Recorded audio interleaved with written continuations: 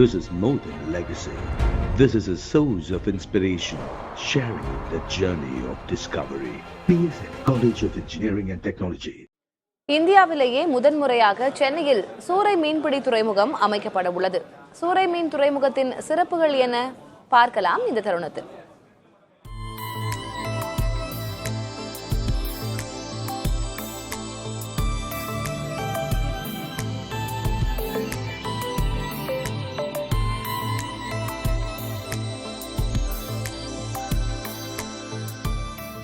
காசிமேடு வடசென்னை மீனவர்களின் ஜீவ நாடி இந்த இடம். ஃபைபர், விசை என அனைத்து வகை படகுகளும் இங்கு உள்ளன. ஏறக்குறைய 2000 படகுகள் தினமும் மீன்பிடிக்காக கடலை நோக்கி செல்கின்றன. காசிமேட்டிற்கு அருகே உள்ள திருவொற்றியூரில்தான் சூறை மீனுக்கென்று பிரத்யேக துறைமுகம் அமைக்கப்பட உள்ளது. மீன்வளத்துறை சார்பில் 272 கோடி ரூபாய் மதிப்பீட்டில் இந்த துறைமுகம் அமைய உள்ளது. சூறை மீன் துறைமுகத்தில் படகுகள் கட்டுவதற்கான இடங்களும் கடல் அலையை தடுப்பதற்கு 2 புறங்களில் தடுப்புகளும் ஏற்படுத்தப்பட்டுள்ளன. மீனவர்களுக்கு ஓய்வறை, ஏலக்கூடம், வலை பின்னும் இடம், உணவகம், சுகாதாரம் என்று பல்வேறு வசதிகள் இந்த மீன்பிடி துறைமுகத்தில் அமைய உள்ளன. ஆழ்கடல் மீன்பிடிப்பை ஊக்குவிக்கும் வகையில் இந்த துறைமுகம் அமைய உள்ளது. சர்வதேச அளவில் சூறை மீன் வர்த்தகம் $43 பில்லியன் அளவிற்கு உள்ளது. மீனவர்கள் வழக்கமாக பிடித்து வரக்கூடிய மீன்களை அவருடைய துறைமுகத்தில், மீன்பிடி துறைமுகத்தில் ஏலத்துக்கு விடும்பொழுது உள்நாட்டில் அதிக அளவு மீன்கள் கொண்டு சென்று வியாபாரத்துக்கு பயன்படுத்தப்படும். அதே வேளையில் இந்த டியூனா போன்ற சூறை மீன் வகைகள் என்பது வெளிநாடுகளுக்கு ஏற்றுமதி செய்யும் பொழுது அவர்களுக்கு இந்த தொகை என்பது மீன்பிடித்து வரக்கூடிய தொகை அதிக அளவு கிடைப்பதற்கான வாய்ப்பாக அமையும். ஆண்டுக்கு 70,000 டன் சூறை மீன்களை பிடித்து இங்கிருந்து ஏற்றுமதி செய்யும் அளவுக்கான வசதிகள் இங்கு ஏற்படுத்தப்பட்டுள்ளன. இதன் மூலம் இந்தியாவிற்கு அந்நிய செலாவணி அதிக அளவில் வருவதற்கு வாய்ப்பு ஏற்பட்டுள்ளது.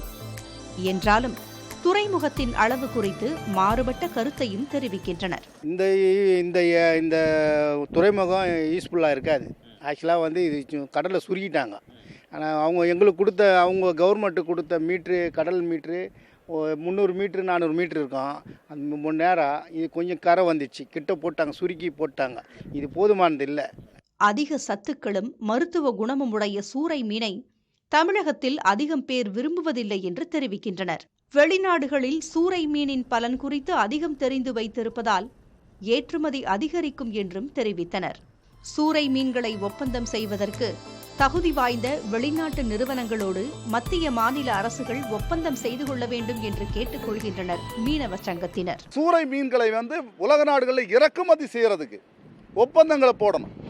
புரிந்துணர்வு ஒப்பந்தத்தை போட்டு இப்போ ஒரு உதாரணத்துக்கு சொல்கிறேன். வியட்நாமுக்கு ஒரு 1000 மெட்ரிக் டன்னு, இல்லை ஒரு ஜப்பானுக்கு ஒரு 20,000 மெட்ரிக் டன்னு, இல்லை ஆண்டுக்கு ஒரு 1500 கண்டெய்னரு, இப்படி இறக்குற மாதிரி ஒப்பந்தங்களை போடணும்.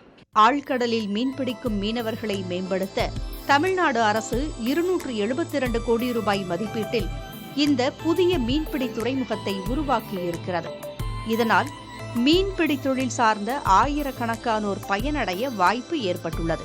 திருவொற்றியூரை சுற்றி இருக்கக்கூடிய 10க்கும் மேற்பட்ட மீனவ கிராமங்களை சேர்ந்த மீனவர்கள் இந்த மீன்பிடி துறைமுகத்தின் மூலியமாக இந்த சூறை வகை மீன்களை பிடித்து ஏற்றுமதி செய்வதற்கான வசதிக்கு இந்த புதிய துறைமுகம் உதவும் என்று அரசு தரப்பில் தெரிவிக்கப்பட்டிருக்கிறது.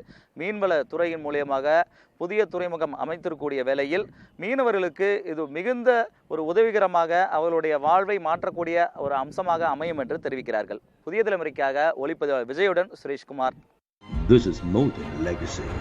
This is a source of inspiration, sharing the journey of discovery. PSN College of Engineering and Technology.